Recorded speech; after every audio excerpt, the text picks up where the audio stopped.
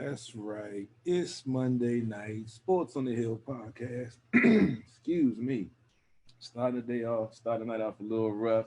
It's been a rough week, but it's Victory Monday. Sports on the Hill podcast, True Radio Network, CP3, live from the lab coming to you for Victory Monday. It's been a while since we had one of those.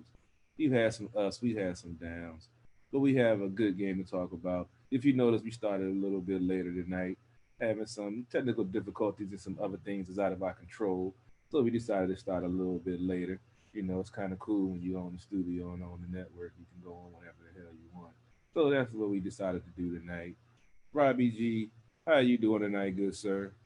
I'm doing great. Yeah, it's that's the benefit of owning the network, right? We have two studios. We've got live in the lab. We got live here in the man cave. We've got a groundbreaking Monday Night Football game to talk about for a moment. We've got a Victory Monday. We've got tons of NBA draft talk and free agency signings. One of the craziest openings to a free agency I've ever seen in the NBA. But we'll get into that in sort of hour two. So everything that we had kind of planned, we're just going to push back 15 minutes. But if you're listening to it on the audio podcast, then it's probably going to be about the same. But yeah, it was a good weekend with us getting the Victory Monday. I'm super happy. I've got family in town for the holidays. I know you're not supposed to travel, but they did get tested for a medical procedure, so it's legit. And I'm happy the procedure went well today, and they get to then relax and stay here for the rest of the week and enjoy Thanksgiving with us as well. So yeah, I mean, that Victory Monday kind of came as a surprise to me. I honestly, but the key is both Hurt and I have to bet against them. If one of us doesn't do it, they'll still find a way to lose. But if we both bet against them, they'll find a way to win. So it just, that seems to be the key. But Carol, you bet on them, and they won. So in patting his lead in this pick'em. Well, I'm as you heard the cork popping on my bottle. I just poured me a drink because, to me, after I went back and looked at it, unfortunately, I didn't get a chance to see it live, but I did go back and watch the whole game, and it was a decent game. I'm not. We're going to break it down in a little while. It wasn't a game that you can hang your hat on and say, "Hey, they played a great game for 60 minutes." But it was a decent game. It was played, you know, better than what we've seen, and we saw the offense move the ball by running the ball, and we saw balance, which is something I know me and Dujanay are going to go into deeper with the play calling because I think that played a pivotal role along with getting the lead. Played a pivotal role in how this game played out and the injury to uh, the number one pick, Joe Burrow.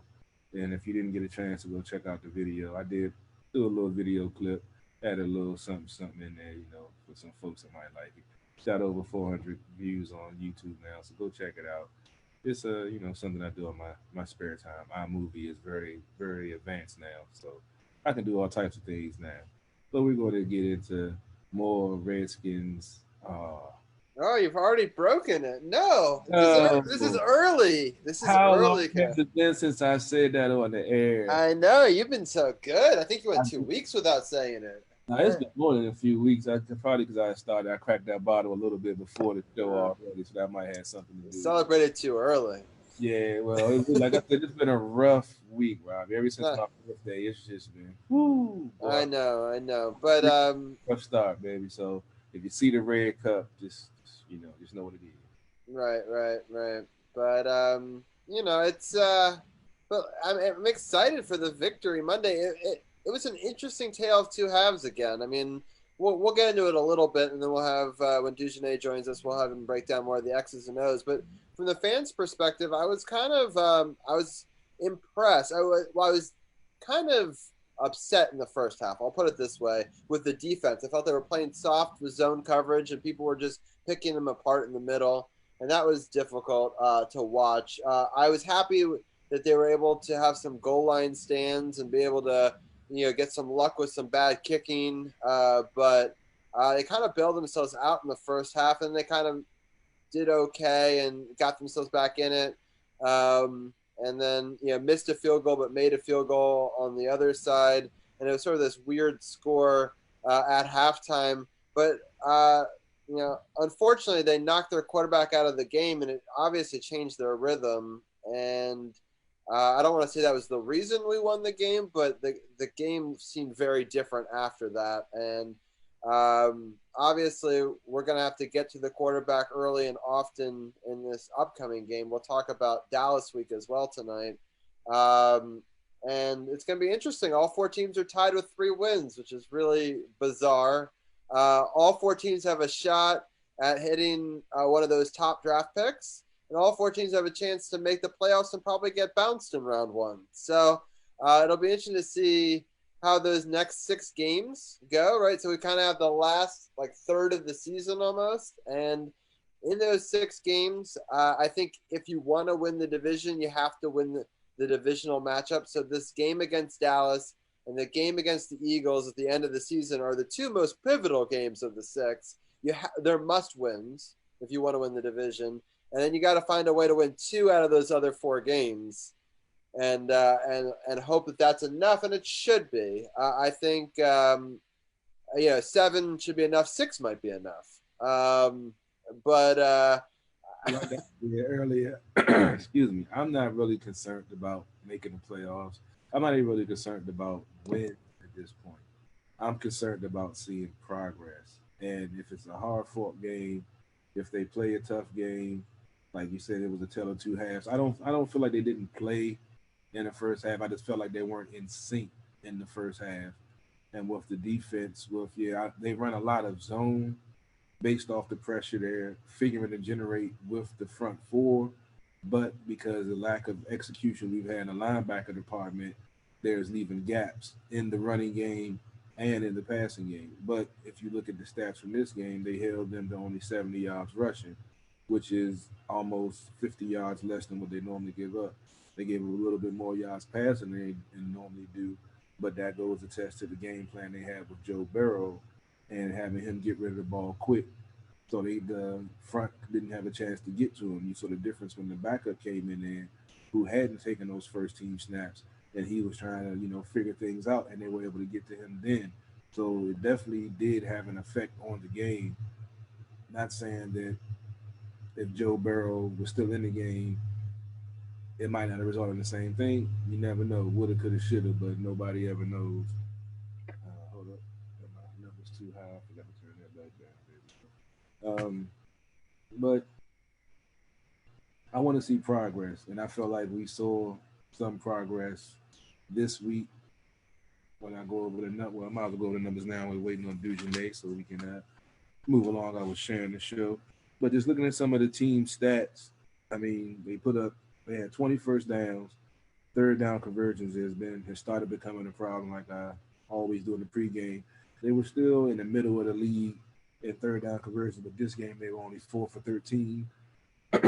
They had 164 yards rushing, which is way above their average. So that shows that they stuck with the run. The run was successful. The offensive line, even with Morgan Moses at the left tackle, which who knew he would play that well at left tackle with all the, ailments and issues that he has on the right side. The left side is normally known as the tougher side. And I have to say, looking at the game, they only got 2 sacks all game, and he played pretty well on that left side.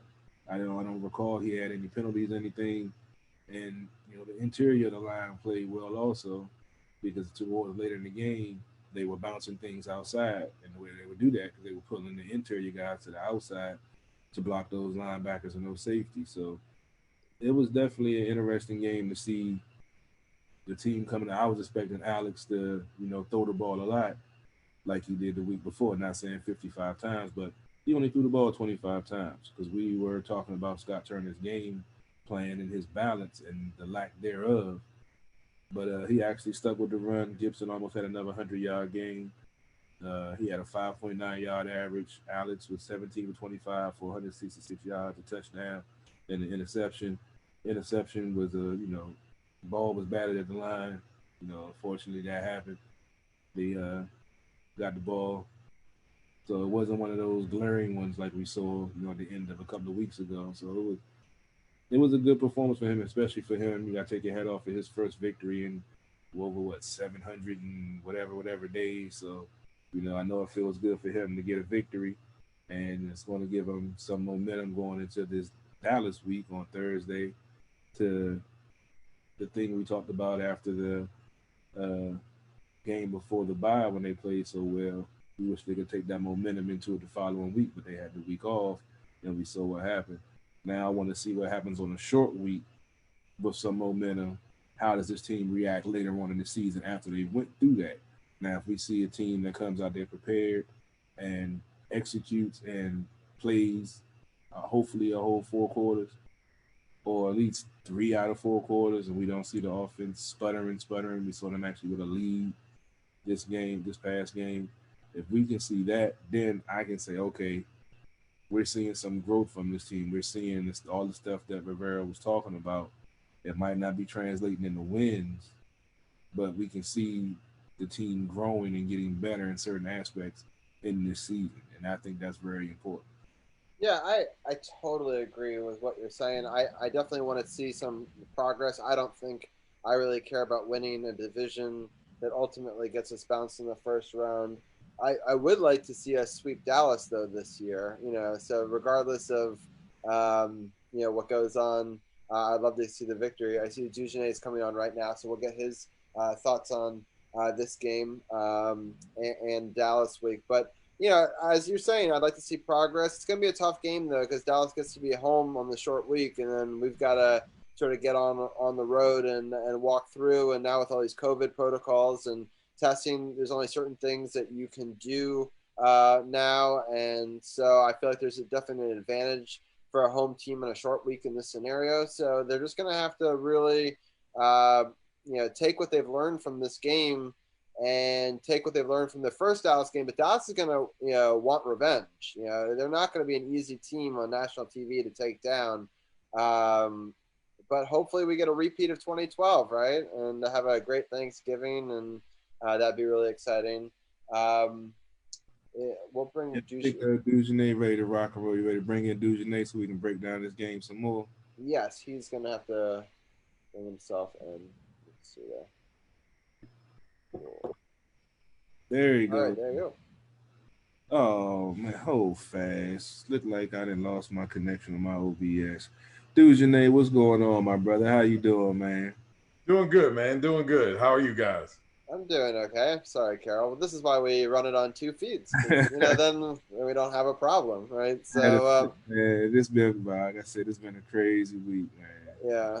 So, all right. Well, I'll let Carol figure that out. I'll ask Dujane a couple of quick questions about the game that we saw against Cincinnati. I didn't expect it to go this way, and we were talking before you came on about how, at least I felt it was a tale of two halves. I thought our defense bent, but they didn't break. They still were good in the red zone in the first half.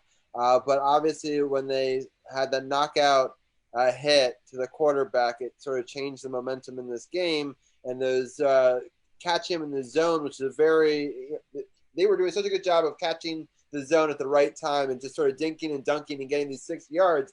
But the player who doesn't get first team reps doesn't maybe have that timing, doesn't maybe have the confidence to make those quick throws. And we were able to get to the quarterback and make a huge difference in the second half. Is that what you saw? Or what else did you see in this game that became so different? Yeah, I agree with you on that. It was definitely a tale of two halves. It was a tale of two different teams for Cincinnati. When they lost Burrow, that was a huge change and a good observation there. It's for any quarterback, especially with Finley, a little less experience. He's not an experienced QB like an Alex Smith or someone like that coming off the bench. So he doesn't have all the reps. He also doesn't have the experience. So the timing was off.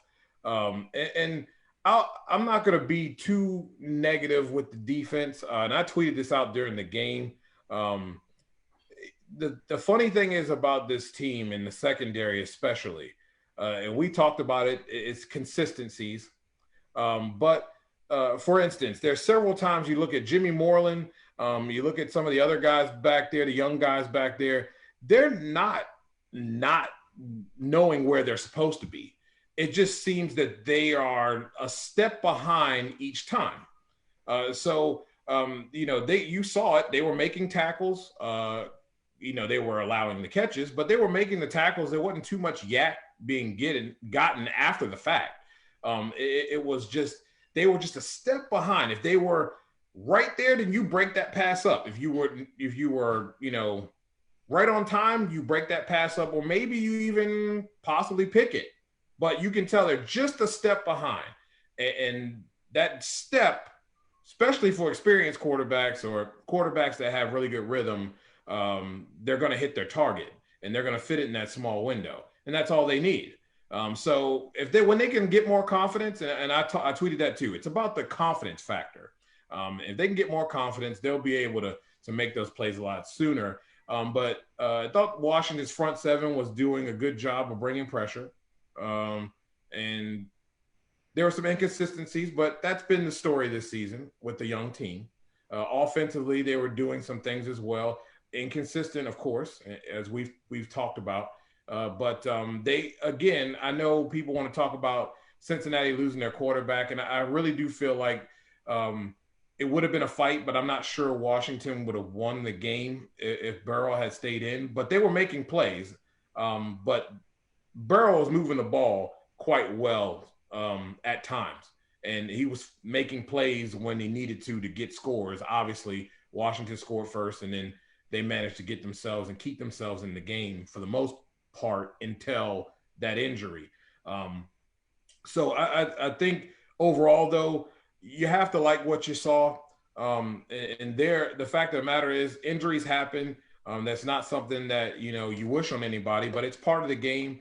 You can make all the excuses of why they won and say, oh, well, if they had this and if they had that, and that didn't happen, but it did happen. So they had to still go out and play ball. And Washington went out, finally got into a rhythm. And I don't know whether that's Alex and Scott Turner. But it seemed that they didn't have offensive flow, and then they started to get an offensive flow, hence by running the football. I don't know why we can't figure out that should be the baseline for this young football team, but they managed to run the football, and they took advantage of some turnovers as well. And this is great because they have a little confidence. And me and Carol spoke earlier about that. We were chatting about that before the show earlier today, and it's confidence for them. And it should be really awesome to see them be able to come in here for the Dallas game here, not having that bye week. Everybody wanted to see this happen before when they beat Dallas, and it just had the bye week was in an opportune space. So it's going to be interesting to see what happens. But I think people should be okay and feel pretty good about what they saw on Sunday, though. Definitely. I got my technical difficulties taken care of. Well, I swear. It's been rough, man. It's been rough. Just got to keep on smiling and keep on tilting the bottle back. Absolutely. Yes, sir. I want to touch on some of the things you said. I mean, the front seven did get pressure when needed, but what was up? Well, I know Thomas Davis hadn't played in a while, but he was out of position a lot, and with him being out of position and with so much, I don't understand why they're playing. I understand why they're playing so much zone. I just wish they would play a little bit more man, because these combinations of the gap that they're giving them at the line of scrimmage in these zones, we saw what Burrow was doing, was getting rid of the ball quick. They were just sitting down in the soft zone, 1st and 10, boom, 2nd and 5. Then they run the ball, boom, 3rd and 1. Playbook wide open, and that's where they started getting their rhythm. So it definitely did affect the outcome of the game. I spoke about it a little bit before you came on, because you can see the hesitation when the second string guy came in, that Burrow wasn't even Adam Archuleta. I can't believe I'm saying this. He touched on and made a good point about that in the game. He actually made, when I went back and listened to it, this is a side note, I got to mention this on the air. I went back and listened to it. He actually made a joke. He was like, oh, if the stadium wasn't empty for COVID, I have a whole rack of fans out here to be. And I found that hilarious, because no one liked him, and the fact that he can make a joke out of it is cool, because he did suck when he was here. And the fact that he could admit that on the air, it was refreshing to hear somebody actually say that. So I don't know how to bring that up, but I just had to bring it up. I couldn't stand. I never understood why they signed that big contract anyway. But that's past time. Like I said, I've been drinking. I'm sorry. I'm gonna be all over. Like, it's been a while. Y'all don't understand. But getting back to this game, the balance that you spoke about, running the ball 164 yards, passing the ball 161. I mean, that's why I want to get your impression. You said you might have just been the connection with Turner and Smith. But what do you think finally made that light bulb come on and say, hey, let's run the ball and give Gibson a chance to really, get his feet wet in the NFL? And we saw him making moves, progressing, starting to. Oh boy, my OBS is killing me tonight. It died again? Yes, it did. I say we just run with this. Go ahead. Just piggyback off what I was saying about the running. And what do you think piggyback that made them, to finally decide to stick with the run this game? Well, I mean, they were, as a team, they rushed the ball for 4.7 yards a carry. And if you look at the runs that Gibson had, I love the design. Reminds me a little, some of those plays remind me a little bit, if anybody watched him in Memphis, and the way they designed some of those plays, running plays inside and outside, just outside of the tackles there.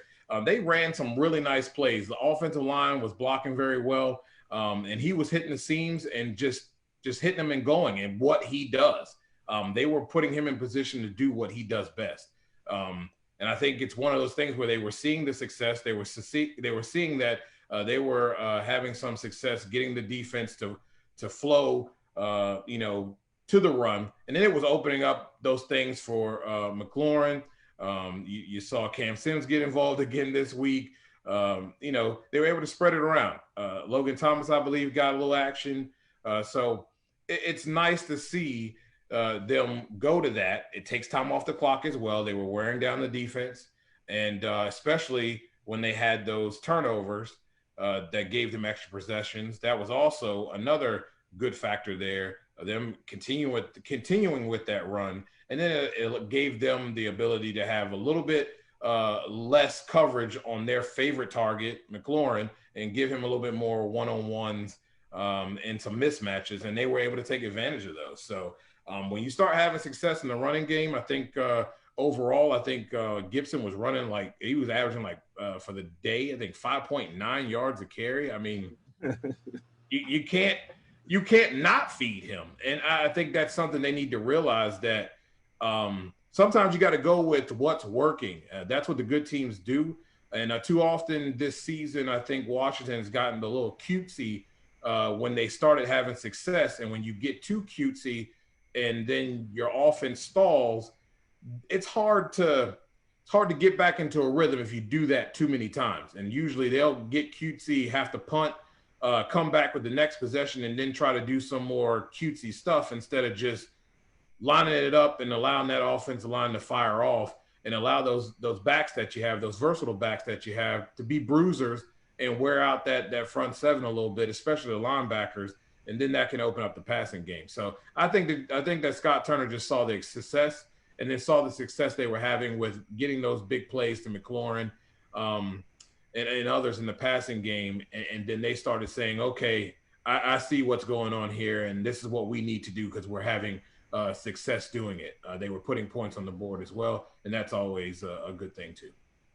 Yeah, I think we definitely got to talk about the Sims boys finally contributing, getting a chance to contribute, and we have to definitely give Alex some credit for that, because ever since he's been in the game, we've seen some of these young wide receivers finally getting a chance to get some action, where we know McLaurin is the key target, and Haskins, when he was in, he would focus on him.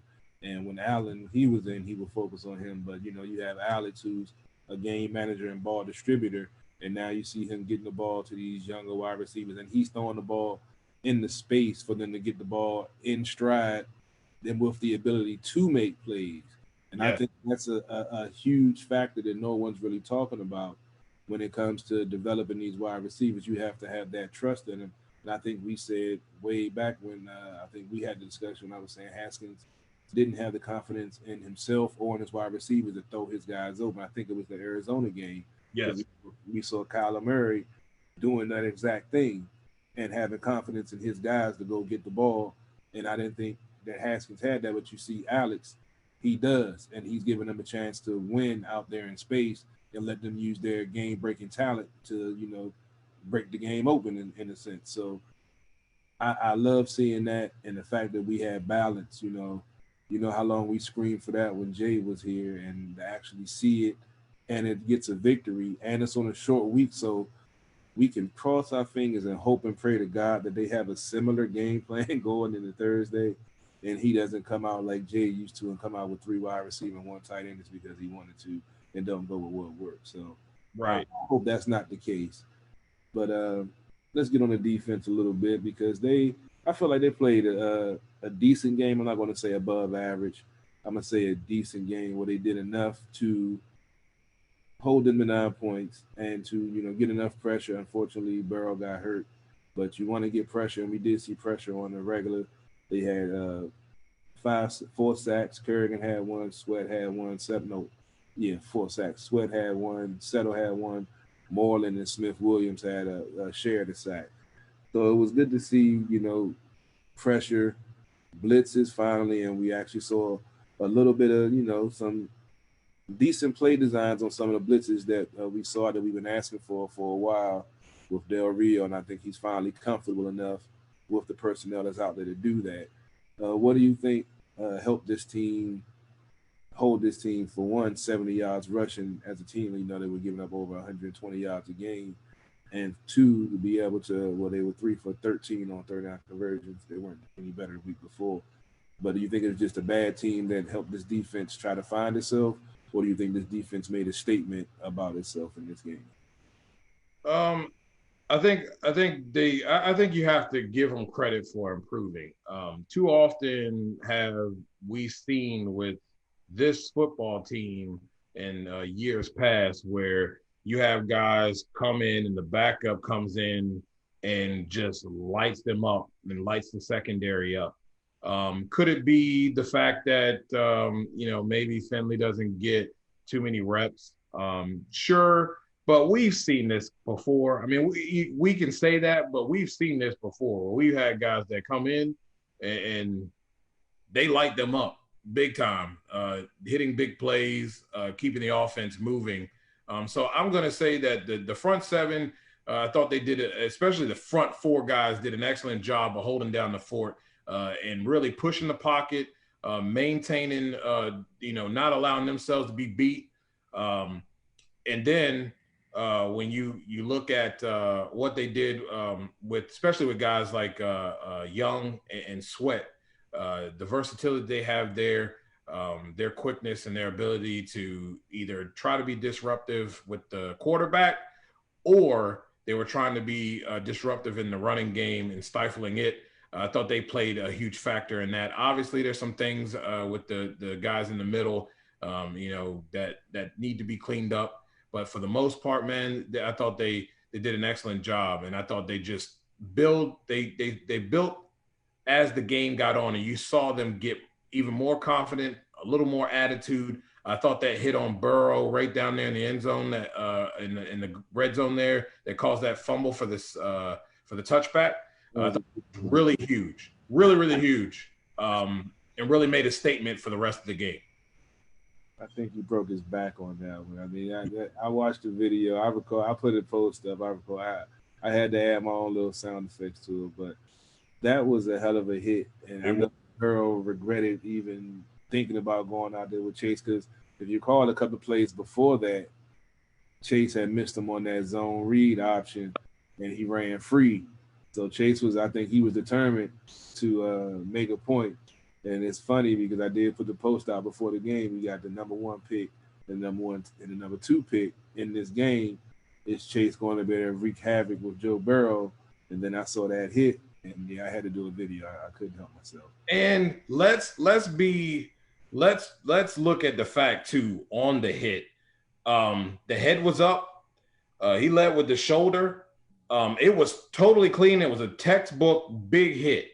So don't tell me it can't be done. Now, obviously, there's other factors on things, but we too often see guys lowering heads and making those types of hits. And it was very strategic. I mean, his shoulder not only hit Burrow, but it was like on him and the ball. And the ball just came exploding out of Burrow's hand when he hit him. So I think he should, there should be some credit for that too. That was a textbook tackle and a textbook way to really create force with your hit and still do it legally. I think he learned his lesson from that questionable roughing the passer call a few weeks ago.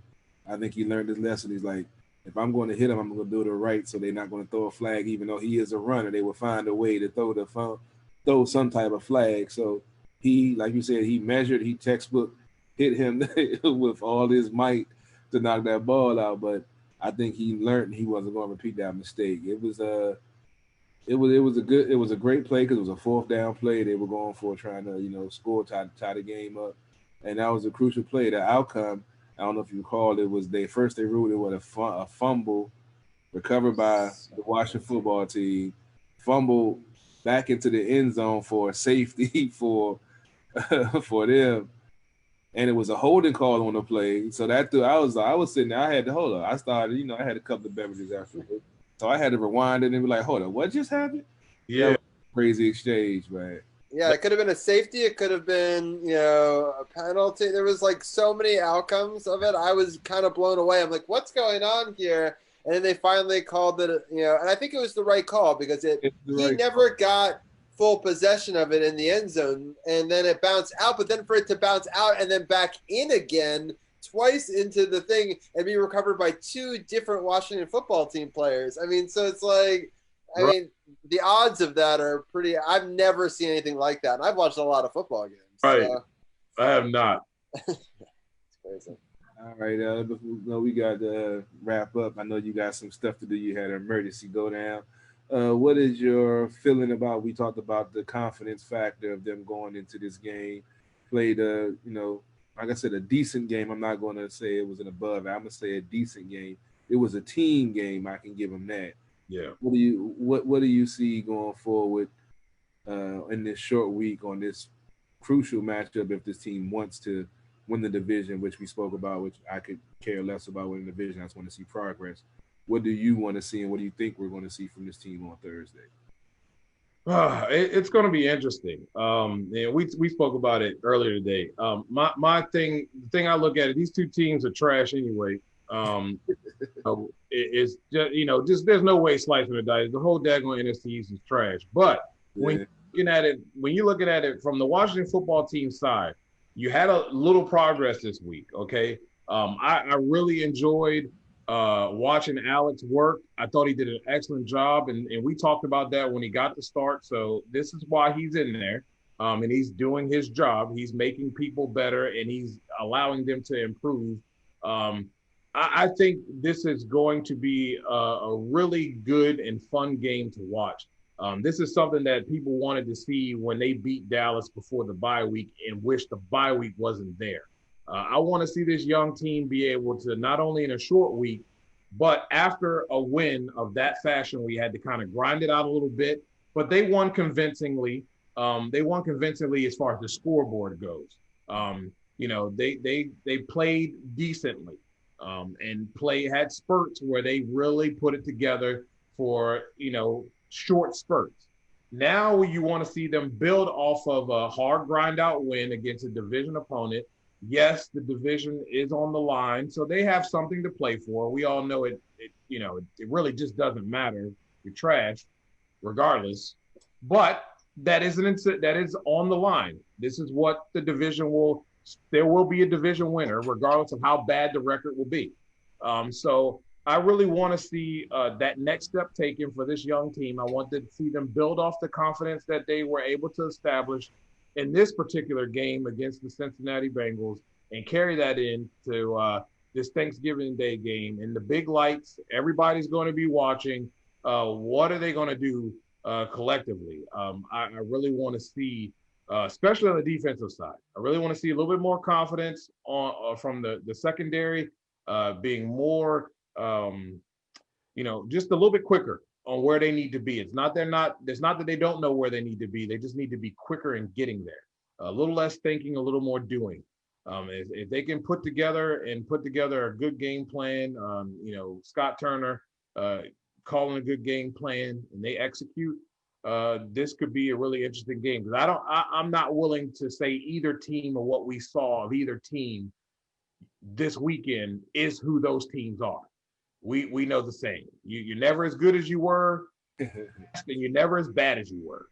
If you last. So I don't think either one of these teams are as good as they've shown. So that's where the intrigue comes in, because which team is going to carry that momentum from getting a win that probably most didn't think they would get against those teams, and they're going to come together on Thanksgiving Day.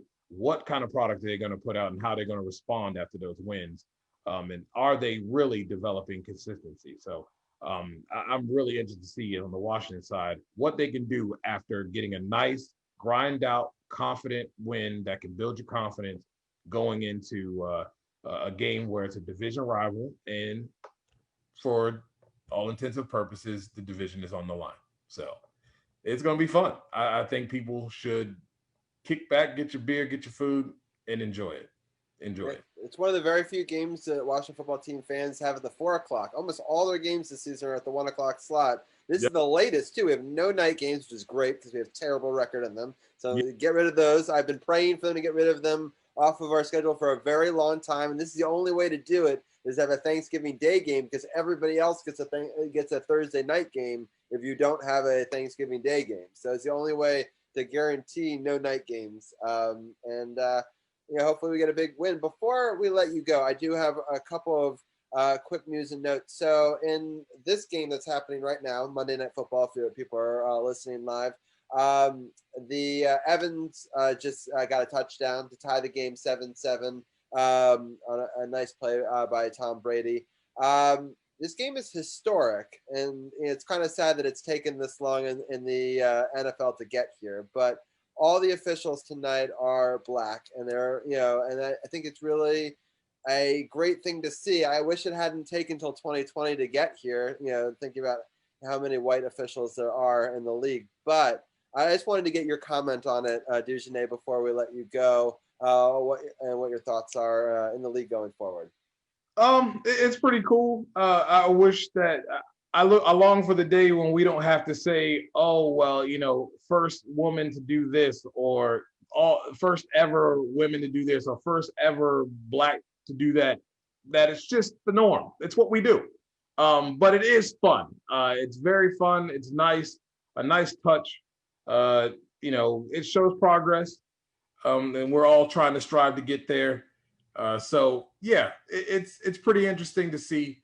And I'm happy for those guys. And hopefully it's just something that, we don't even have to think about. It's just what we do. You know what I mean? And eventually one day we'll get there. We'll get there, because you know what?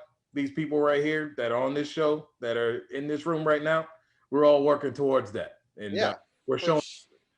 And I really think that it's just a step, just a step in the right direction where most in this world really want to be. So it's fun. I'm really, really happy about it.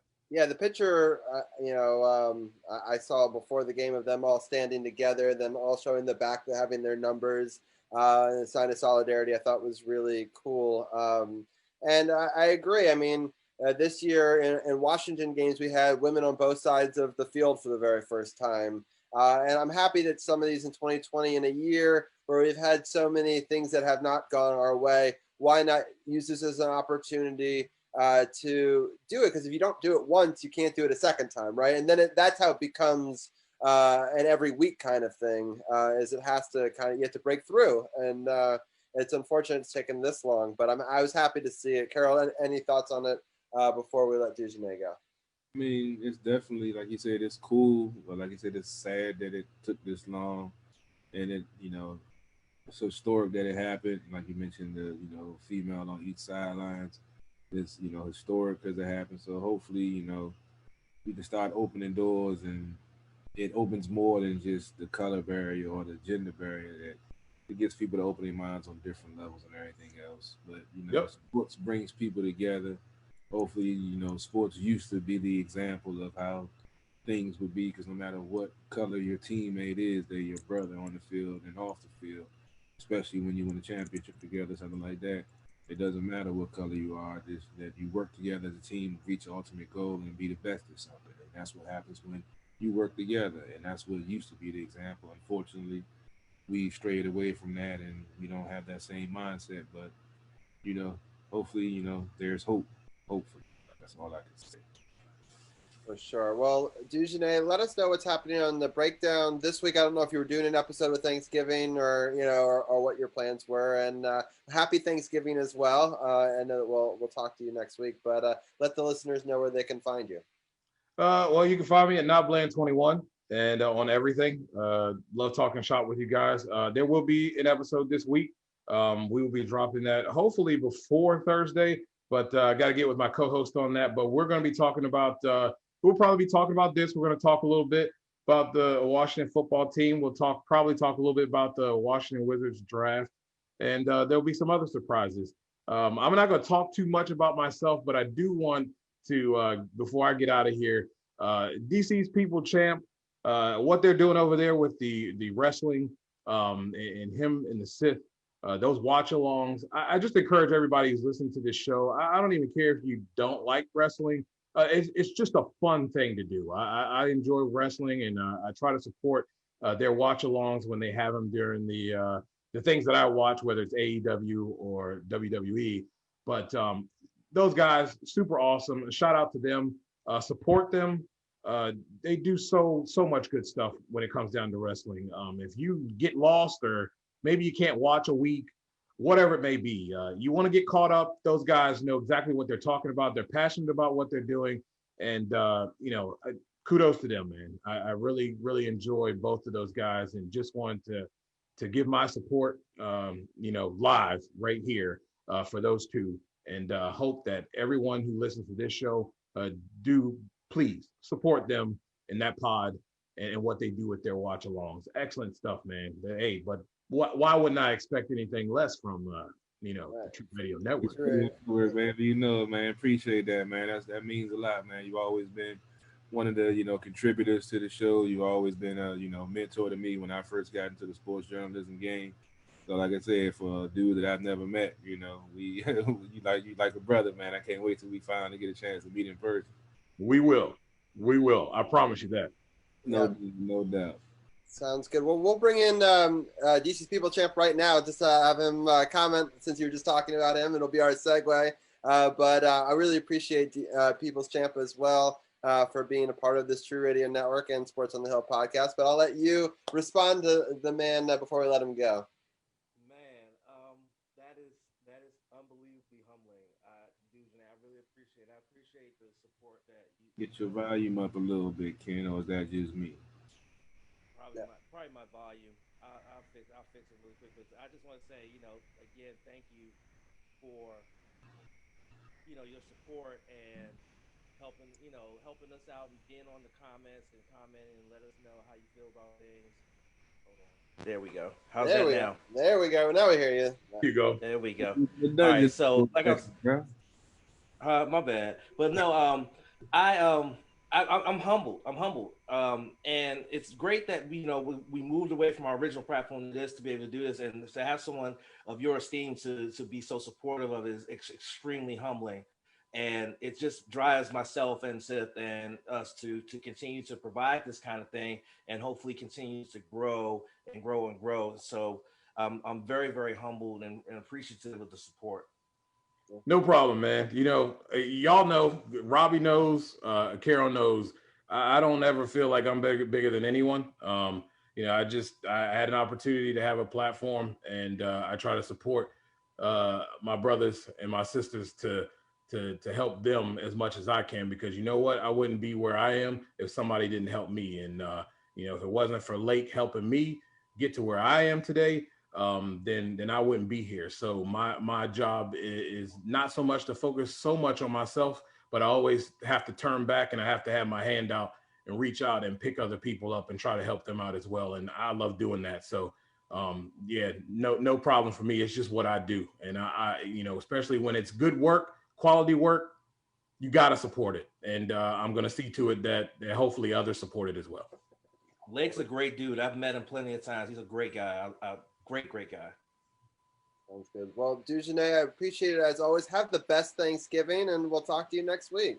You too. And I will talk to you guys next week. Don't eat too much now. I won't. I'll try not to, at least. I know. You be safe, bro. I'll let you later on, bro. Will do. All right. Sounds good. All right, we're going to bring in Arun.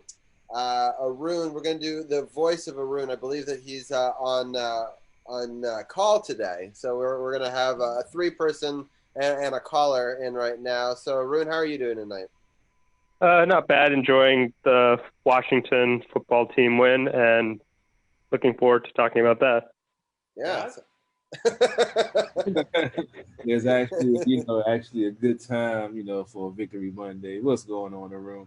What was your take of this game? Did you think it was the Washington football team getting a team that, was primed for the picking when their quarterback went down? Or you think that the Washington football team stepped up to, come back and have a victory and have some momentum going into this Dallas game on Thanksgiving? Yeah, it was unfortunate that Burrows got injured. Feel pretty bad that he got knocked out of the game. But you play who's on the schedule, and that's like nobody was giving Washington any easy time when Alex Smith was knocked out that season. It's actually interesting that Washington beaten its last 5 wins in the last 2 years, or 5 of the last 6 wins have come when the backup quarterback has played, which is pretty interesting. But their kicker was also helped. He hit a 53-yard field goal, Randy Bullock, but he also cost the Bengals 7 points, so that helped. But you got to take the wins. They executed better. Washington is a team that plays better in the second half. They ran the ball a lot better. Even the first touchdown Gibson got was pretty good. So you got to take wins, and Alex Smith, glad that he gets to win with this comeback story. The Bengals are pretty awful, though. It's a win. Let's see if we can build on that with another win against. The Washington football team can build on that against Dallas, because it's important to get consistency, not just one win and then 3 losses. No doubt. I forgot to give a shout out to my always MVP. You mentioned the kicker, Randy Bullock. That's another fancy football story right there. But Tress Way, that dude is a hell of a punter, man. I was watching some of that one punt that he had, that 50-yard punt that they downed on the 2-yard line. He's been here 7 years, and I don't think he gets enough kudos and respect for what he does as a punter. And yeah, you mentioned the kicker and him missing the kick. Tress Way been kicking the ball. If we didn't have Tress Way in some of those Gruden years, it would have, with his field position and stuff, it'd look a lot worse. But yeah, I just wanted to give a shout out to Tress. Yeah, I think our special teams has played pretty well this season. I know that some people wanted to get rid of Hopkins and stuff like that after he had a couple of rough games, but he didn't make every kick, but he's not. Yeah, he's not bad. And how many times have we gotten rid of kickers and they've come back and bited us, in the past? So it's it's not like there's a million great kickers that are just waiting to be signed out there. The best kickers are already probably signed. And so I think our special teams have kept us in some of these games. They haven't won us the game, but they haven't lost us the game either. And I think that that's important. And an overlooked facet of football. I think people always look at the offense and the defense, and that's the whole story. But we've had some seasons where special teams have been a problem for us, and we've lost a couple of games because of that in the past as well. So I'm happy to say that at least some of that's been shored up a little bit. I want to get People's Champ. What are some of your thoughts on this matchup that we saw? I think with this matchup, what we saw was that on the offensive side of the ball, clearly Joe Burrows was the cog in that machine, because the moment that he went down with that devastating knee injury, that offense couldn't do a damn thing against that defense at all. That backup quarterback they had was not it. And it just shows that this rookie really made an impression on this offensive unit in his very first year as a starter coming out of LSU. And now that he's going to be down for God knows how long, because I mean, this could drag into next season, his recovery time. Cincinnati's going to have to find a way if they're going to contend in the division that's at the top of the division, still undefeated. They're going to have to find a way. But this show right here that this Washington football team can put it together when they can. Now they got to be able to put it together for 4 quarters. Got to put it together for 4 quarters, and they got to do it on a short week against a rival who they already curb stomped earlier on this year. But now they have the benefit of going up against them, not on a bye, but on a short week. Let's see what they could do with this short bit period of time and having to go into Dallas and having to take on this team that is, like Dujane said, trash. Period. No doubt, no doubt. It's going to be interesting to see. We're all anxious to see how the team responds to, a good week, a good victory, and see how they do, against a rival who they've already beat once, who's going to be hungry and want to, do some damage. I believe, didn't Andy Dalton get back in the game this week when they played? Yeah, he did. Yeah, he started. Dalton, so he's going to be back from that injury that we gave him. We've taken out a few quarterbacks this year. I don't know if folks recall, but we've taken down a couple of quarterbacks. Some folks would say they were dirty hits. I just say it comes with pressure. You want to feel the play. Unfortunately, injuries are part of the game. I don't think anyone was aiming for his knee, as you heard one of the commentators say during the game. That's why they need to take that out of the game. Hitting low on the quarterback. But you can't hit a quarterback high. You can't hit a quarterback low. Where are you supposed to hit the quarterback at? I don't understand. They're going to put them in bubble wrap or, put them in, some type of harness and have them hovering above the field so they don't get hit. But they're making it almost impossible for a defensive player to make a play. And anything, if they touch his helmet, if his finger hits it, it's a penalty. So I don't know. They're protecting the quarterback a little bit too much for me. So, I mean, that knee injury was nasty. Yeah, it was. It's unfortunate. Nasty. But that's, we're lucky it's on CBS, so they don't replay it, right? On Fox, you would have seen that thing 17 times. So yeah, but it's definitely going to be an interesting game. I know you guys got a lot to cover in the NBA Roundtable. I know everybody's ready to go in on all the stuff y'all got to go in. And I guess I'll be the segue into it. So I'll start out with the Washington Wizards and get your guys' take on it because I'm interested to know what you guys think about this recent John Wall trade demand and the Wizards' response that they aren't basically paying it no mind. What do you think brought this on, and what do you think the outcome is going to be with the team taking that stance immediately? Boy, was this contentious in our group chat. I'm going to sit back and I'm going to lay the gasoline down and I'm going to light the match and just see what happens.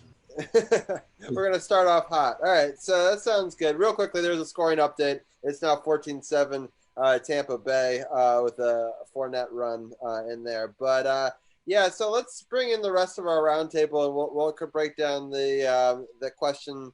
So we're going to bring in Brian Brennan, who will bring us a general NBA talk. How are you doing today, Brian? I'm doing well. How are you guys doing? We're doing good. And then we're going to bring in Tim here as well. And Tim, how are you doing? Doing great. Thanks for having me on. All right, and we still got Arun, the voice of Arun, somewhere's floating around as well. And so Carol's lit the match, and we're going to talk about this crazy week that was the John Wall rumors. So we'll start by the fact that it was a rumor, and it wasn't said by anybody of credible background, but one person talks about it, and then everybody runs with it on every. It was a sorry, I lost my train of thought. But basically everyone was like, "Oh, this is the story. Wall wants out. It must be true, right?" And like no one questioned it. And they were like, "Oh, that makes sense." No one really asked him or asked the GM or had any credible source behind it. And then everyone was like, "Great, good riddance to him. Screw him. He's a blah blah blah blah." And it's pretty funny because now they're like, they never said that. They never talked to him. Nothing ever came out like that. And so I'll go around the round table and get everyone's take of it. It's going to be hard to trade John Wall, especially if he wanted to be moved. It's a ridiculously hard contract to move. I'm going to start off with Ken, People's Champ. What are your thoughts on this whole fiasco? Well, again, once again, it's the media, once again, trying to create a story, and in order to get clicks and in order to get traction and traffic to their websites. I've said this on several occasions that there is no way in the world, there's not a GM in the league right now that is willing to take on this John Wall contract where essentially you're paying him $132.9 million over the next 3 seasons. And he hasn't played in nearly 2 seasons, in nearly 2 years. You're not taking on that risk. And the Wizards made it very clear, we're not trading him. He is the franchise player of this ball club, this team. You built your team around him. Now you have a young nucleus in here. You drafted well. Why would you want to trade him away? And then you talk about getting Westbrook, and this is where it got contentious between all of us. I don't believe Westbrook is a fit for this locker room and this culture. I don't. I am not a fan of that. If they were to trade for him, I would be totally against it because he's a special player. Yes, I don't take that away from him. But does that mean it fits into what we're trying to do here in Washington? The answer is no, it does not. He's, again, special player, just doesn't fit. So these media got to stop with this clickbait kind of crap in order to create traffic to their website, because again, it's going to backfire and it's going to create issues for them in the long run. Right. So we're going to piggyback off that. I agree. We never posted it on Sports on the Hill podcast. I waited until somebody actually would confirm something like that. So if you don't want, we're DC Sports without the politics. We don't just do rumors. We actually share when like credible sources are saying this is what the agents are saying is happening. Right. So Brian, I know that you think that maybe Westbrook could work, in the system. So I want to let you take the other side of that argument and a mini debate right here. What do you think that they should do with John Wall? And do you think that they could even move him for a Westbrook?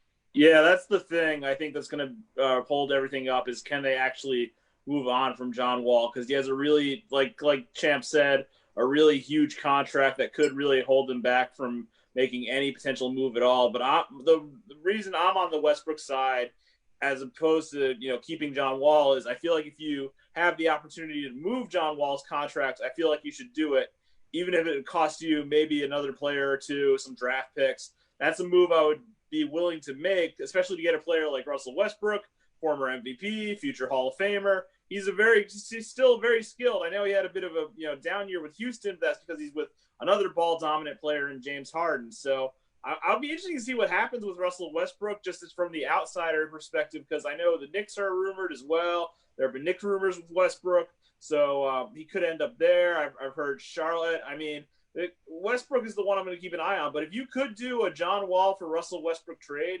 I would do that trade if I was the Wizards, just to get John Wall's contract off the books and to bring, I think, a better player in here than Russell Westbrook. Yeah, I mean, I agree the skill sets are better, but I understand Champ's worry about the locker room situation. Tim, what are your thoughts on this?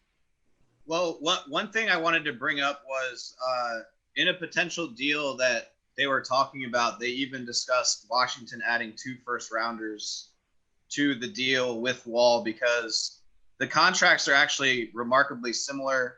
3 years, like $130+ million. So you assume Westbrook is a more valuable commodity and healthy.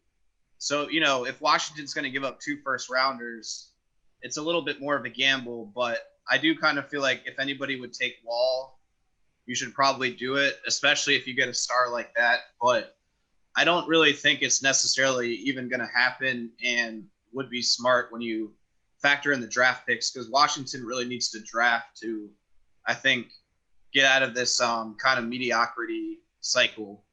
So, it would be cool to have a player like that caliber, but I don't think it's going to happen. And also, I don't think any other deal is going to come. So I feel like Washington waited a couple extra days to, clamp down on the rumors, but they realize it's their only move right now if no one's really going to do a deal. So that makes sense. Arun, what are some of your thoughts? it's not even the first time like Wall's been reported to be in a trade discussion. Like right before his Achilles injury, there was a rumored trade with the Lakers because Wall is a clutch client, and LeBron, that's the agency that LeBron is affiliated with. So there was a possibility that the Lakers going to trade for him. I think the Rockets probably leaked the trade possibilities, but the Wizards turned it down because they'd rather keep the first round picks. Westbrook, I disagree with Brian. He's a little bit of he's declining. I guess Wall, I mean, if it's a straight up vacuum, you take Westbrook if you just a 1-for-1 swap. But if you're giving up those first round picks where you get like Rui or Denny, then it's not really a question since the Wizards are a rebuilding team at this point, and they need to really see what they have. And the best player is not even Wall or Westbrook. It's Bradley Beal at this point, especially with John Wall coming off an Achilles injury, Westbrook getting older. He doesn't have a three-point shot. I think the Wizards' best course of action is to wait it out. Wall, I think, is angry that the guy who reported the story has a good connection with LeBron's agency, but no trade is going to happen because it's going to take multiple first-round picks to even get off of Wall's contract.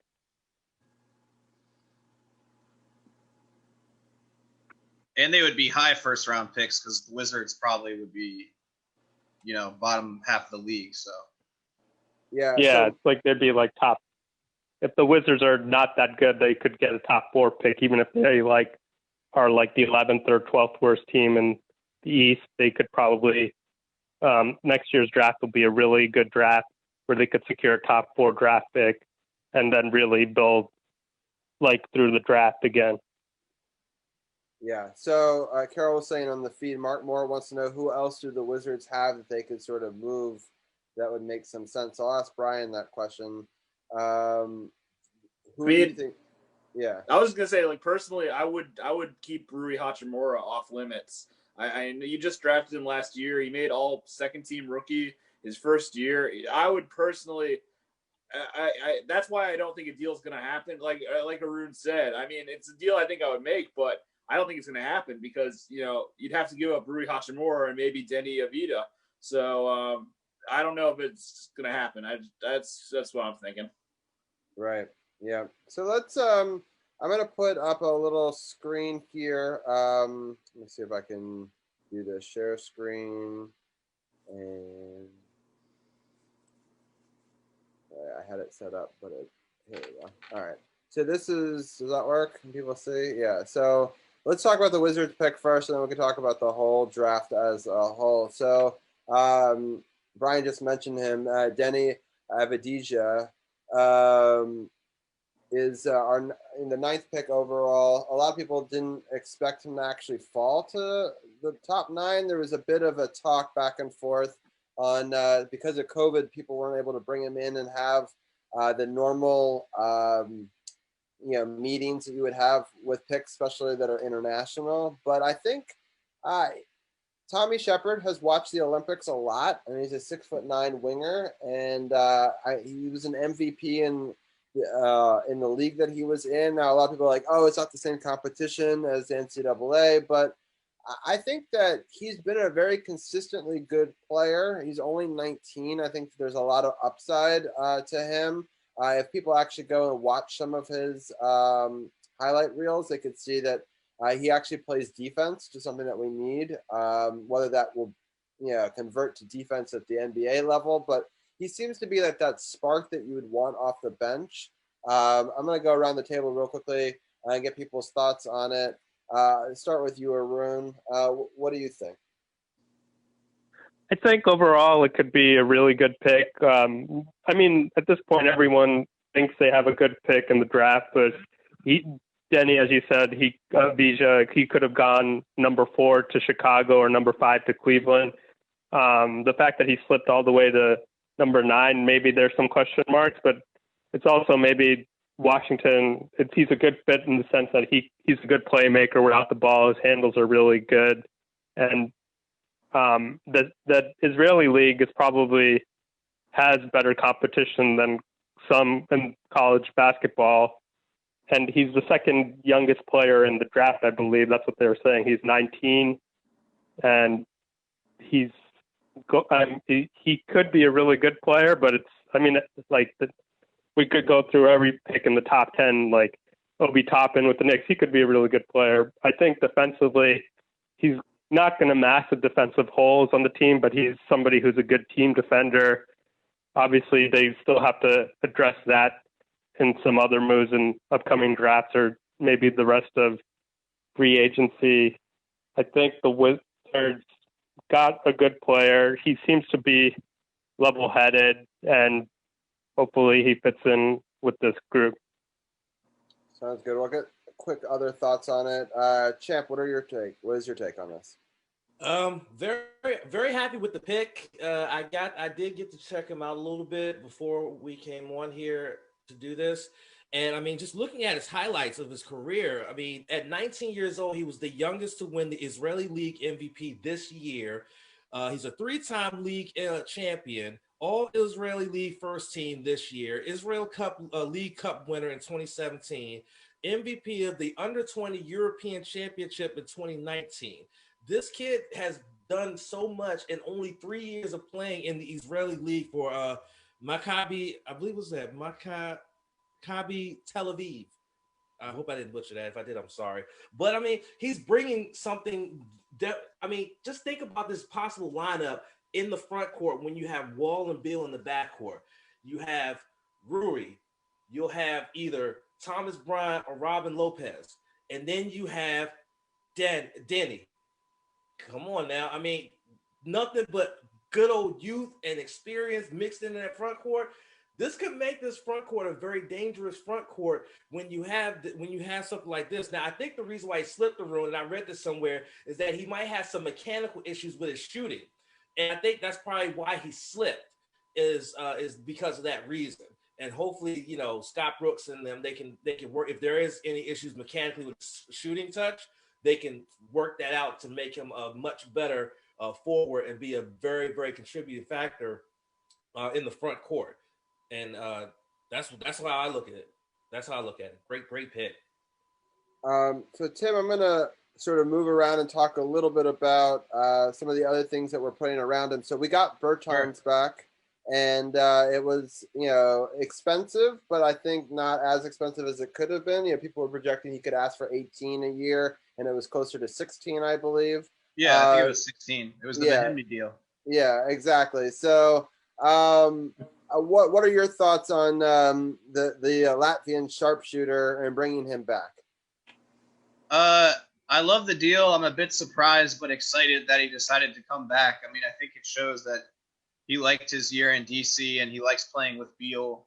And one thing I'm also excited about, health permitting, is I think Wall and Bertans could actually fit together pretty well if Wall is playing fast and playing a little bit like the old days, because he's able to penetrate and kick out a lot and get a good shooter a shot, and he might be the best shooter that the Wizards have had recently around him, so that might be a good combo to look out for.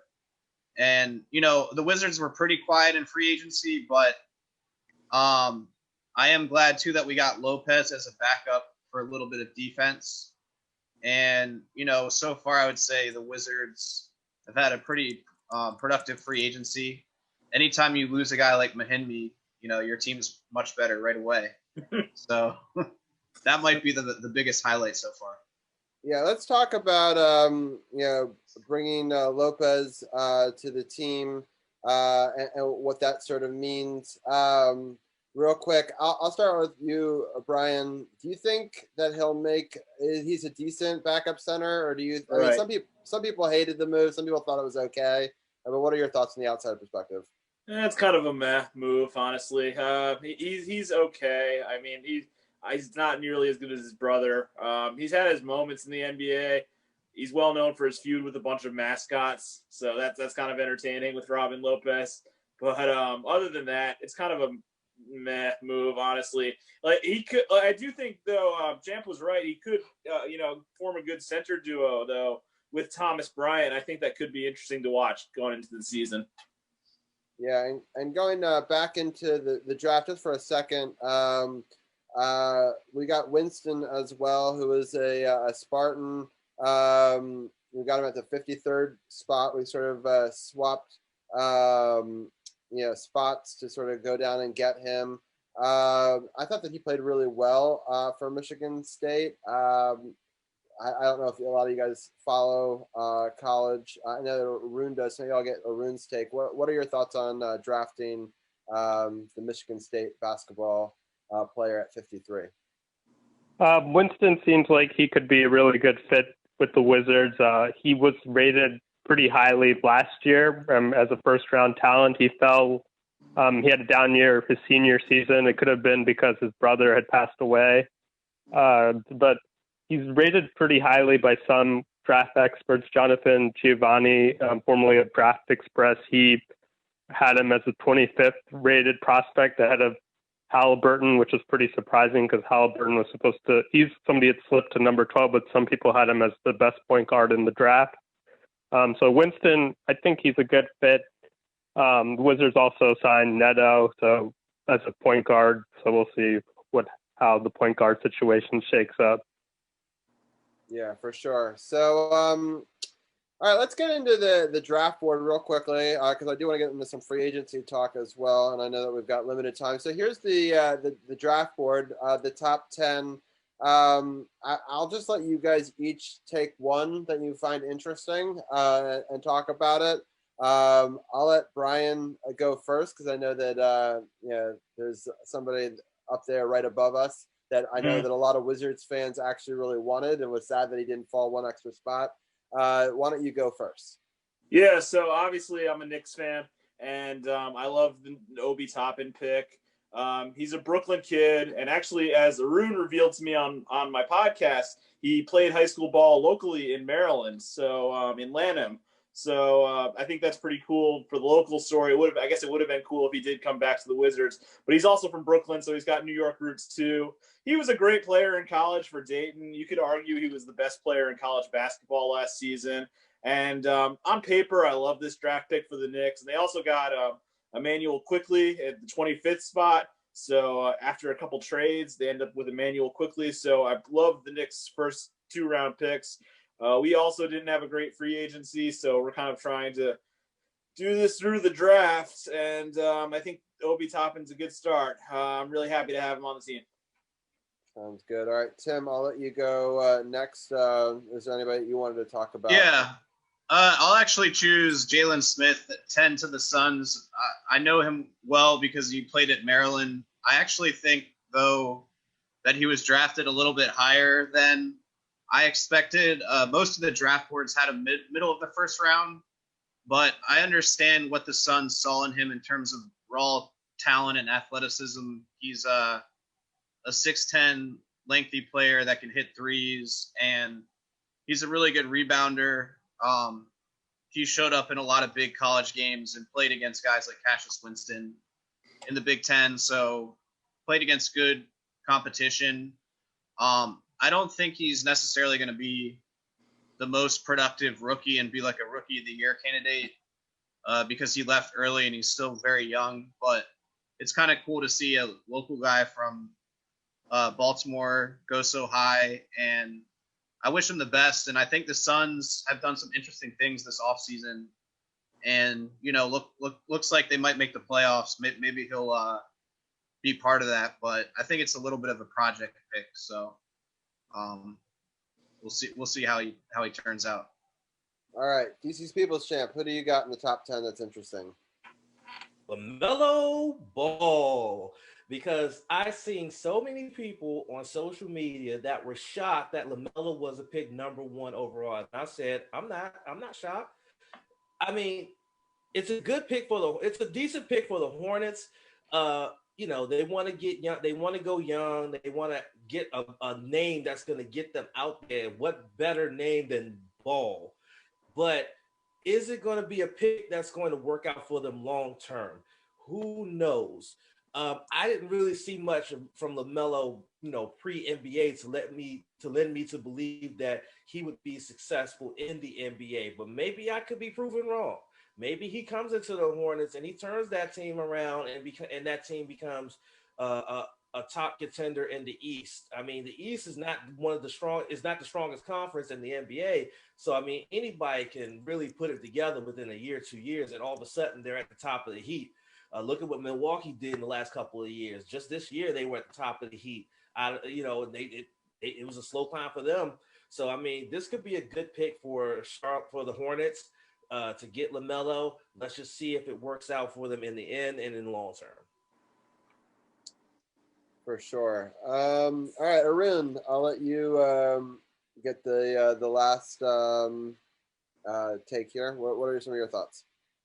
Yeah, I'll go with the number 4 pick and Patrick Williams because that was probably the most surprising pick. I don't actually particularly like the pick, even though he has promise as an athletic player.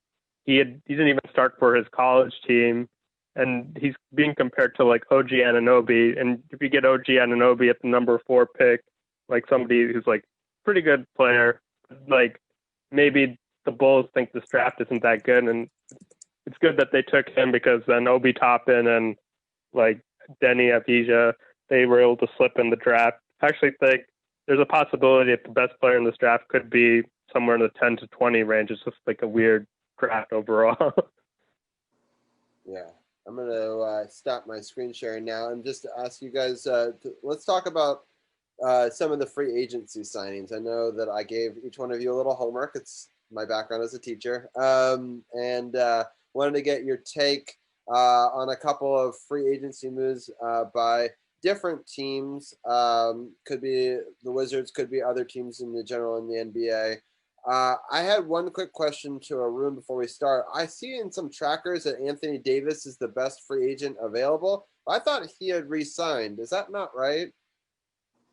Yeah, I think he's going to re-sign. He just hasn't inked the deal yet. Okay. It's just very confusing because I've seen no, like... Or it's just the player because he has a player option and he can just re-sign for a lot more money, and that just hasn't come in yet because the Lakers are still preserving their cap space or whatever. I don't know what the deal is, but he's definitely not leaving the Lakers. Yeah, okay. That's why it was confusing. I was like, why is this? I had this tracker up that I was looking at for top available free agents, and I was like, that seems like a strange one up there because I was like, why would he leave the Lakers at this point? I think he'd at least wanted to get a chance at repeating. So I'll start actually with you, Arun. What are some of the interesting free agencies that you've seen or signings?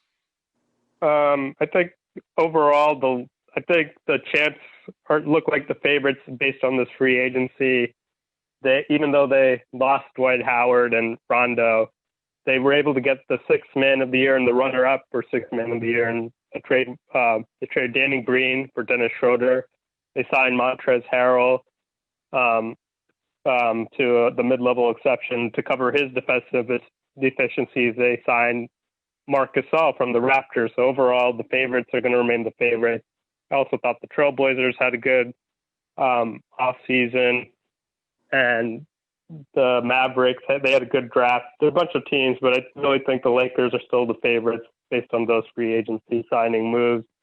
LeBron and Anthony Davis, they may be tired, like with the short off season. So Schroeder and Harrell can provide a scoring punch if LeBron and Anthony Davis decide to take some games off. And I think they're the favorites unless like fatigue gets in the way. And like the Warriors with the Klay Thompson injury, they took a hit. The Clippers, I don't know, they seem like they still need to figure out some issues, even though they signed Serge Ibaka. So overall, I'm looking forward to the start of the NBA season, which is just a month away. Yeah, so that's pretty crazy. So I think it's kind of funny. I'll note that the Gasol brothers were the first brothers in NBA history to have their rights traded for each other, right? And what happened was Paul Gasol came to the Lakers, and Marc Gasol obviously didn't. And so it's interesting that, you know, the older Gasol got a championship, and now the younger one gets to come to the Lakers anyway. and come to the team that had originally drafted him. And it'd be really interesting if one wins with Kobe and one wins with LeBron. It would definitely be this sort of very bizarre, like kind of closing off of history that they'd each won with a Gasol brother. But I'll let others get their thoughts on some of their more interesting free agency movings. I'll start with Brian because I know that he wants to talk about his Knicks moves. So I'll let him get that in and give us his take on what the Knicks have done. Well, actually, the first move I wanted to talk about was the Gordon Hayward contract, which I think is absolutely insane. It's $120 million, I think, for 4 years or something like that. It's a crazy deal. And it absolutely made the eyes pop out of my head when I saw it, because Gordon Hayward left a $34 million deal to opt out of his contract with the Celtics. And when he did that, I was like, what are you doing? You're not going to get anywhere close to that kind of money on the free agency market. But I severely underestimated this free agency market. Gordon Hayward got paid a lot of money that he is not worth, in my opinion. That is a lot of money for Gordon Hayward. It absolutely made no sense in my head when I saw it. No disrespect to Gordon Hayward. He's a fine player, but he's not worth $120 million. As far as the Knicks go, the only real moves they've made have been bringing back Elfrid Payton. They released like 5 of their players last week to free up like $40 million in cap space. So I thought they would be a player for Van Vliet, maybe Hayward, maybe even bring back Carmelo Anthony, but they got none of those guys. They struck out on all of them. They ended up with Austin Rivers and bringing back Elfrid Payton. So it's kind of a boring offseason for the Knicks. The Rivers move is kind of how I feel about the Robin Lopez move. It's whatever. It's meh. And Elfrid Payton, same thing. It's meh. So the Knicks really didn't do much in free agency. There's still time for a trade, but disappointing free agency for the Knicks. But yeah, that Hayward contract, man. Whew, what a deal. Yeah. All right, Tim, I'm going to go to you next. What are some of your thoughts? Hey, I think the Blazers re-signing Carmelo Anthony was a good low-risk one-year deal. And I also think it was interesting that the Rockets picked up Cousins on a one-year deal. I mean, they still have a lot of talent. I know they have a ton of drama and a lot of players want out, but they might, put up a good season. And I think quietly also the Bucks have really improved their roster around the Greek Freak. They made a lot of moves. I guess Drew Holiday being one of the biggest ones, but they also brought in Bobby Portis and a bunch of other role players, DJ Augustine. So I think they're going to be really good again. I don't know if they're going to be the favorites in the East. And I agree with Arun that the Lakers are the favorites of the whole NBA, but they're going to be really good again. And it'll be interesting if the Greek Freak is satisfied by these personnel changes and wants to stay there. But, that'll be like the biggest story of the next year, I guess, on what he does. Yeah. I will say one thing I thought was kind of funny is, let me see if I can get it on here. So Trevor Ariza played for 4 different teams last week. On Sunday, it was the Blazers. Monday, the Rockets. Wednesday, the Pistons. And Saturday, the Thunder. I mean, that's pretty. Kelly Oubre, too, went from the Suns to the Thunder to the Warriors, and Danny Green went from the Lakers to the Thunder to the Sixers. So a lot of guys bouncing around. Yeah, that's crazy. That's a lot.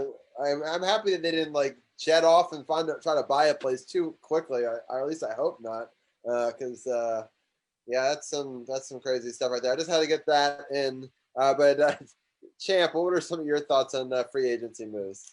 Well, of course, I was a huge fan of resigning Davis Bertans. I was a big fan of the Lothian Laser and the way that he plays and the fact that he has such a great three-point shot for a forward. And that's going to be great to see for the next 5 years going, is that smooth three-point shot from him. But there were 2 extensions that took place early on in this free agency that caught my attention, and that was the 2 rookie max extensions that were given to Donovan Mitchell in Utah and Jason Tatum in Boston. Both of them are worth up $195 million. Now, Mitchell's deal is guaranteed for $163. But if he makes all NBA this season, it jumps up to $195. Whereas Jason Tatum's deal, because he's already been an all NBA on the all NBA team, his could be up to $200 million to get paid from Boston. So it's like, man, these two kids came out, and in these couple of years in the league, they already got the bag. And then honorable mention is Bogdan Bogdanovic, who got the bag as well. He's signing an offer sheet with Atlanta for 4 years, $72 million. And they said it is a 15% trade kicker as well. That's according to Mark Stein of the New York Times. So I mean, these youngins is getting the bag out here in these streets. It's absolutely insane. But you know what? If you feel like they earned it because they went out there and showed what they needed to do, then I'm all for it. Like I said, Davis earned his contract. Donovan Mitchell definitely earned it, especially his play in the playoffs where he had like 3 games of over 40 points. Even though they got eliminated, he played so well last season, and he deserves his contract. Yeah, some pretty crazy stuff. All right, I'm going to give everybody sort of final thoughts overall in the NBA. I know that we'll get back together in just under a month. I'm sure we'll do an NBA preview show once they'll start. I know that the season starts on the 22nd, but they must have scrimmages or other games that have to happen before that. And so I'm sure we'll be back with some of that news. But I'm going to start with Arun, the voice of Arun. Any final thoughts either on the NBA, Dallas week, or anything at all before we let you go?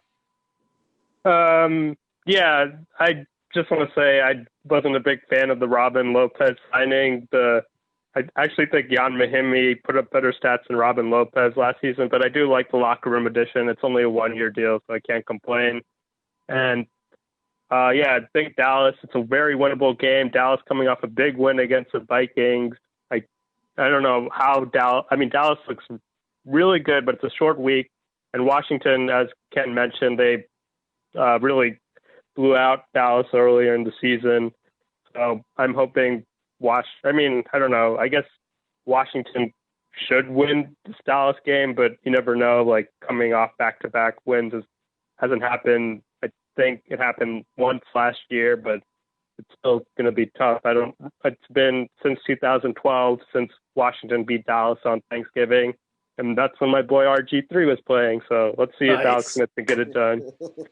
I was waiting for the RG3 reference. I was waiting for it. Way to work that in somehow. He always does. He always does. Reference. Expert at that.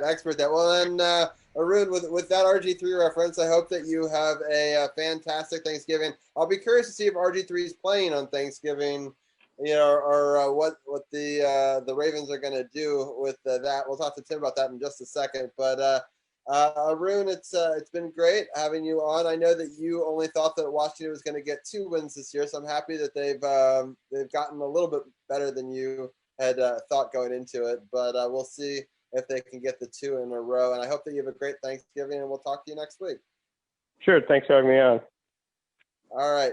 Tim, I want to go to you next real quickly. This is a crazy short week, and there's COVID situation going on with the Ravens. I kind of wish that they would delay it and play it on like Saturday or something, or even Sunday. Yeah, not looking likely, though. They want to keep that primetime game, so. I know it sucks. I think it's a ratings thing personally. They don't want to compete with college or anything else. So yeah, although you would think that Ravens Steelers, if any game could compete with college football, that's got a pretty historic rivalry, especially with. No. It's not that they're worried about losing to college. It's just like an unwritten rule that the NFL doesn't do that to college because they don't want to be mean. But right. No, the NFL would kill the ratings. Yeah, I was gonna say, if you put that on Saturday night, everyone's watching Steelers. Yeah, no, I'm not worried about that. I was more just they don't do it on purpose to not overshadow completely. Right, but they also had Tuesday games this season. COVID's a weird season, so yeah. I'm kind of like, if they have to get a game in, they'll do it. But right, they won't schedule it on purpose. I know it, and unfortunately, I think that really hurts the Ravens' chance of winning this game. But what are your final take on that? And I hope that you have a good Thanksgiving. I know that you're not going to probably take your normal road trip that you usually do. Yeah, no Ohio this year. No one said they've ever missed Ohio, so sorry to any Ohio listeners, but including maybe your family. Yeah, maybe they might listen. They're on Facebook, but The other really crushing thing about the situation, besides just facing maybe the best team in the league on a short week and the COVID cases, is the next game is the following Thursday against the Cowboys. And so the 10-day COVID minimum period ends the day before that game.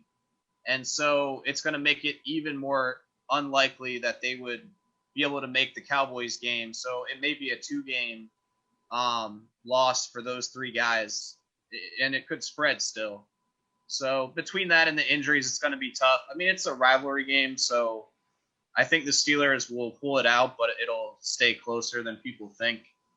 And RG3 might get a few plays because they have 1 running back basically, or 2. So they may need him just to keep fresh bodies in there. But it's going to be a hard-fought game. It's just the Ravens are really struggling in the trenches with injuries on both defensive and offensive lines. But I do expect a good, tough game, some good hitting. But I do think the Steelers will probably pull it out in the fourth quarter. But I hope I'm wrong. I would love for some Wildcat action between like RG3 and, get both of them in there running misdirection. I think they'll do it because it's a short week, and why not, and they don't have a lot of fresh bodies at running back. And you don't want Lamar to take as many hits. I mean, RG3 is very valuable. Just kidding. But, he can take more of those hits. I would rather he take some of those hits, so. Yeah, I don't blame you. That's funny. All right, well, Tim, I hope that you have a great Thanksgiving. And appreciate it. Everybody enjoy the holiday. Thanks for having me on. Yeah, we'll talk to you soon for sure. See you guys. Sure. So, I had fun in Ohio before.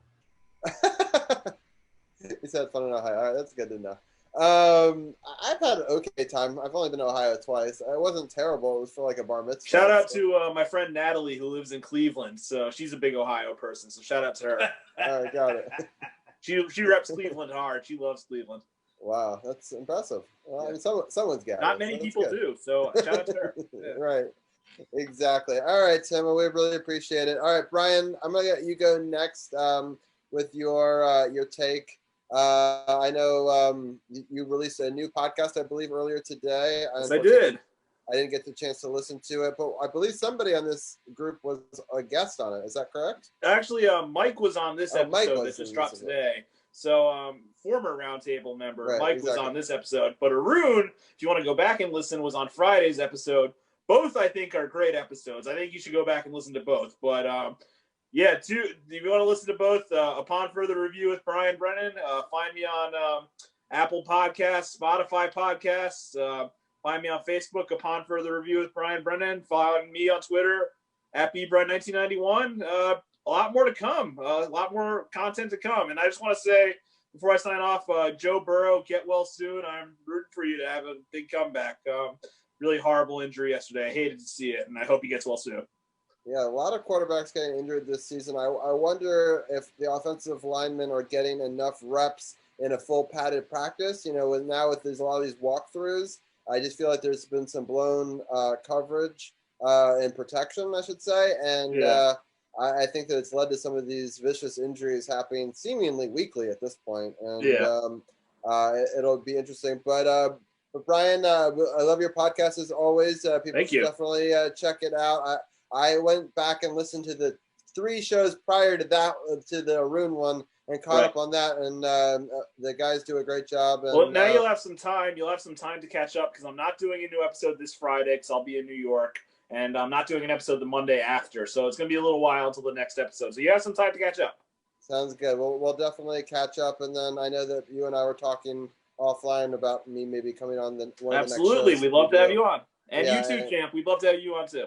So we'll definitely get both of us on future episodes of Upon Further Review with Brian Brennan, and we hope that you guys check that out. And Brian, thank you as always for giving us the outsider's perspective.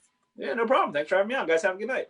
All right, sounds good. All right, Champ, let people know. We can even bring Carol back in when he's ready as well. But let people know what's happening with the wrestling and what's happening with No Spots, and Yeah, real quick though, like another reason why the Bogdanovich signing was so wild was because he was supposed to be involved in that signing trade that ended up not going through because he said nah and rejected the deal, and now both teams are under investigation by the NBA. But that's why it stood out to me.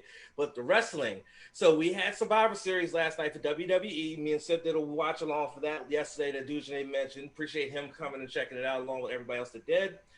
We will recap it this coming Saturday when we do our live stream on our Facebook page. We'll recap Survivor Series plus the fallout from Survivor Series on Raw and SmackDown. Raw's going on right now. SmackDown is Friday.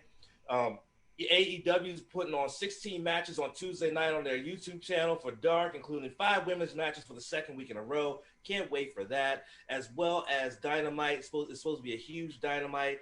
As well as a huge NXT. It'll be interesting to see what the ratings look like because it's the day before Thanksgiving. So it'll be interesting to see what the ratings look like there. NXT UK report from Sith. It's the finals of the Heritage Cup Classic Tournament. A-Kid versus Trent Seven. Who will win the cup? And all of that and then some. And then we dropped the podcast just this morning, recapping the first week of the Best of the Super Juniors and World Tag League tournaments that are going on simultaneously. We will drop another one next Monday, recapping this week's action, which included action that took place today.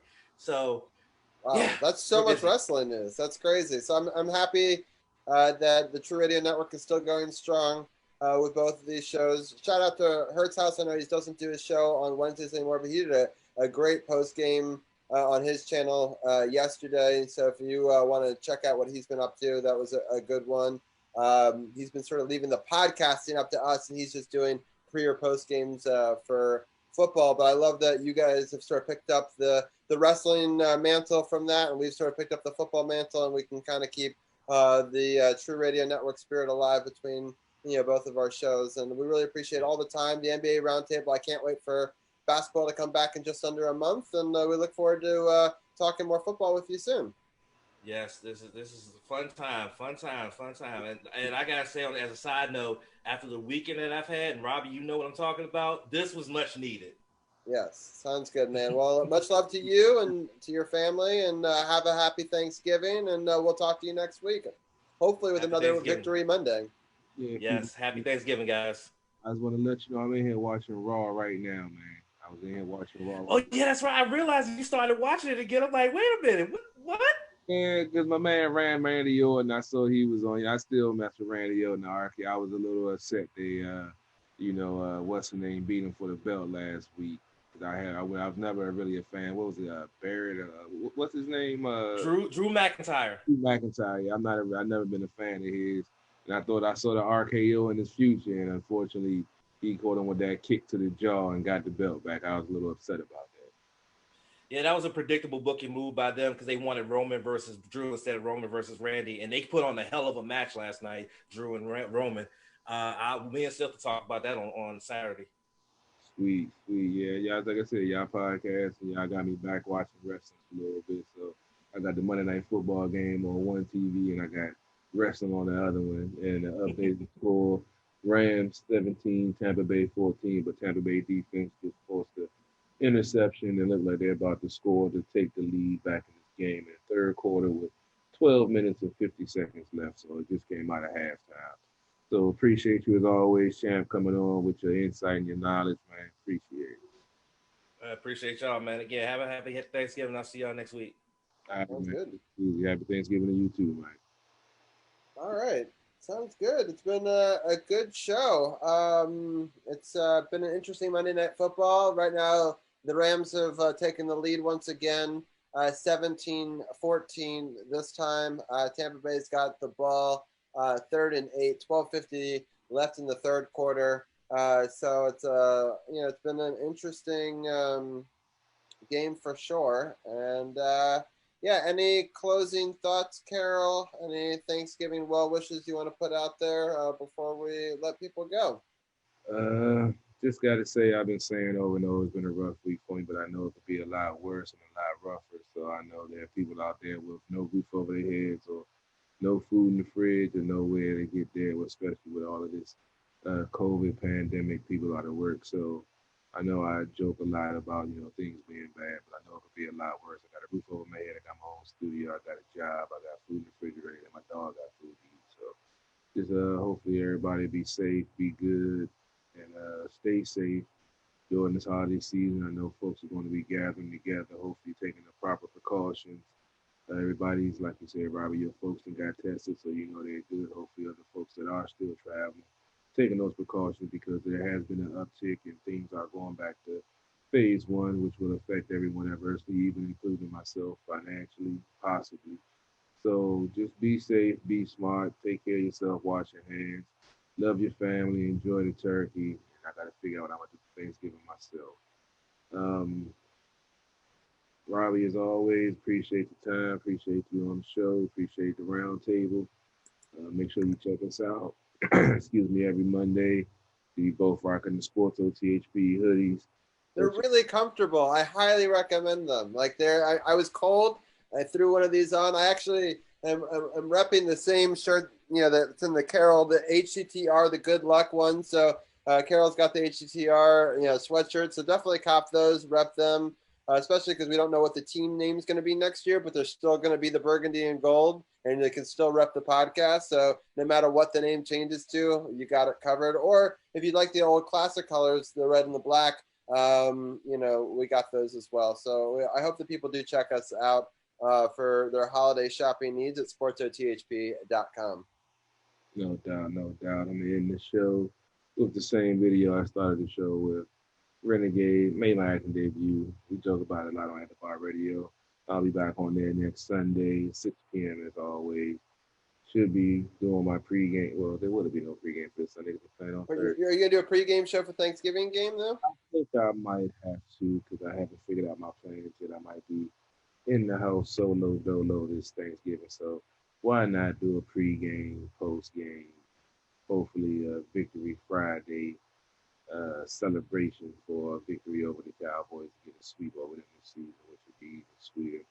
But yeah, I'll probably do a pregame 'cause I'm off from work. So yeah, I guess we could look forward to a pregame. I wish I was able to do a postgame and pregame yesterday, but trying to get these car sales ready. And as always, if you're looking for a new user pre-owned certified vehicle, come holler at me down the Waldorf Honda 2450 Crane Highway, northbound side, across from the Popeyes and the Lowe's.